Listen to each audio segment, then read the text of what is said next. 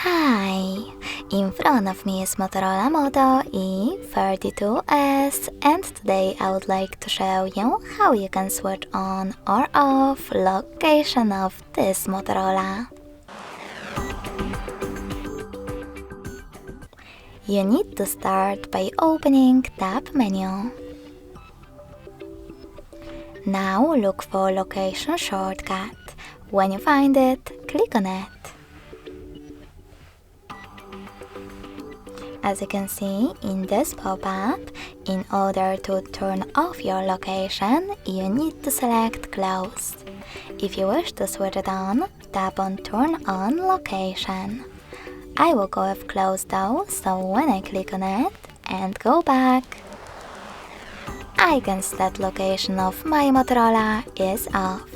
If you wish to switch it back on, click on the same No Black shortcut. If you want to, you can always go into settings instead.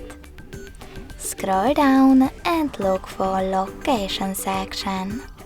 When you find it, click on it.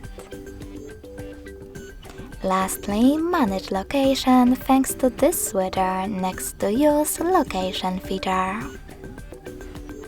Thanks so much for watching. If you enjoyed this video, smash that like button, comment and subscribe.